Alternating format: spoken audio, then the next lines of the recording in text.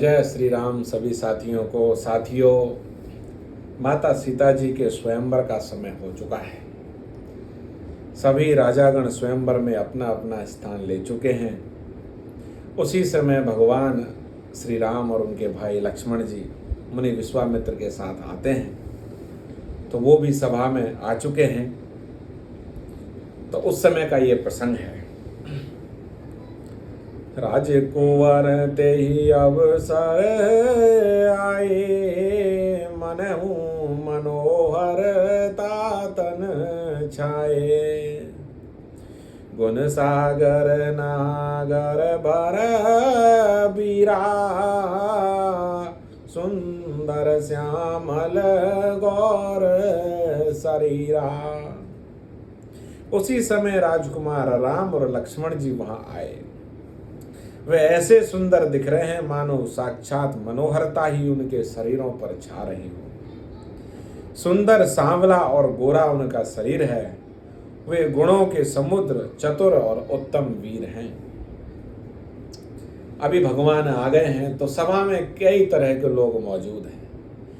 कुछ राजा ऐसे आए हैं जो जानकी जी को जीतने के लिए आए हैं। कुछ राक्षस गण भी हैं जो देवताओं का रूप धर के आए हैं। कुछ भगवान को पहचान रहे हैं कि ये तो प्रभु श्री राम का है, प्रभु श्री राम हैं, तो उनके मन में उनसे कोई भी वैर भाव नहीं है और वो उनसे कोई प्रतियोगिता भी नहीं करना चाहते। तो सभी तरह के लोग हैं। अब कौन भगवान को किस तरह से देख रहा है, इसका चित्रण आगे तुलसीदास ने किया है। राज समाज विराजत रूरे, उड़ गन महु जानो जोग वेदो पूरे। जिनके रही भावना जैसी, प्रभु मूरति तेन देखी तैसी। वे राजाओं के समाज में ऐसे सुशोभित हो रहे हैं मानो तारा गणों के बीच दो पूर्ण चंद्रमा हों। जिनकी जैसी भावना थी, प्रभु की मूर्ति उन्होंने वैसी ही देखी। देखई रूप महारन धीरा,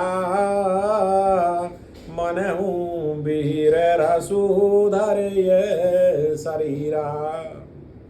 डरे कुटल नृप प्रभु निहारी, मनहु भयानक मूर्ति भारी। सभी राजा लोग भगवान श्री राम के रूप को ऐसा देख रहे हैं मानो स्वयं वीर रस शरीर धारण किए हुए हों। कुटिल राजा प्रभु को देखकर डर गए मानो बड़ी भयानक मूर्ति हो, क्योंकि उनको लग गया कि अब हमारा कार्य सिद्ध नहीं होने वाला है। उनको लगा कि वह ये धनुष तोड़ देंगे। रहे असुर छल छोनो पविसा, तिन प्रभु प्रगट काल सम देखा। पूर्वासिन देखे दो भाई, नरभूषण लोचन सुखदाई। छल से जो राक्षस वहां राजाओं का वेश बनाकर बैठे हुए थे, उन्होंने प्रभु को प्रत्यक्ष काल के रूप में देखा। नगरवासियों ने दोनों भाइयों को मनुष्यों के भूषण रूप और नेत्रों को सुख देने वाले के रूप में देखा। स्त्रियां हृदय में हर्षित होकर अपनी अपनी रुचि के अनुसार भगवान को देख रही हैं, मानो श्रृंगार रसी परम अनुपम मूर्ति धारण किए हुए सुशोभित हो रहा हो। विदूषण प्रभु विराट में दिशा, बहुमुख कर पगलोचन सीसा।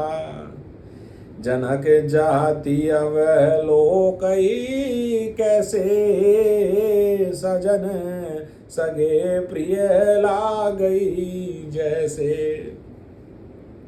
विद्वान लोगों को प्रभु विराट रूप में दिखाई दिए, जिसके बहुत से मुंह, हाथ, पैर, नेत्र और सिर हैं। जनक जी के सजातीय यानी कुटुंबी प्रभु को किस रूप में देख रहे हैं? जैसे संबंधी लगते हो, बहुत ही प्रिय रूप में देख रहे हैं। जनक समेत रानियां उन्हें अपने बच्चे के समान देख रही हैं। उनकी प्रीति का वर्णन नहीं किया जा सकता। योगी लोगों को वे शांत, शुद्ध, सम और स्वतः प्रकाश परम तत्व के रूप में दिख रहे हैं। हरि भगतन देखे दो भ्राता, इष्ट देव एव सब सुख दाता। राम ही चितव भाय जही सिया, सो सने सुखो नहीं कथनिया। हरि भक्त जो हैं वो दोनों भाइयों को सब सुखों को देने वाले इष्ट देव के समान देख रहे हैं। और सीता जी जिस भाव से भगवान श्री राम को देख रही हैं, वह तो स्नेह और सुख तो कहने में ही नहीं आता है, यानी कि उसका वर्णन नहीं किया जा सकता है। वह जो स्नेह और सुख का हृदय में अनुभव कर रही हैं, वे उसे कह नहीं सकती हैं। फिर कोई कवि किस प्रकार कह सकता है? इस प्रकार जिसका जैसा भाव था, उसने भगवान श्री रामचंद्र को वैसा ही देखा। तो साथियों, ये यहाँ पे इसलिए महत्वपूर्ण है कि हम सब सुनते आए हैं कि जिनके रही भावना जैसी, प्रभु मूरत तिन देखी तैसी। तो ये जो हम चौपाई सुनते हैं, इसका अर्थ और इसका जो प्रत्यक्ष है वो यहाँ पर मिलता है कि जब भगवान स्वयंवर में घुसते हैं तो कौन राजा किस तरह से देख रहा है। उस समय से ये हमारी पंक्ति फेमस हुई है, बहुत ही प्रसिद्ध हुई है। जय जय श्री राम।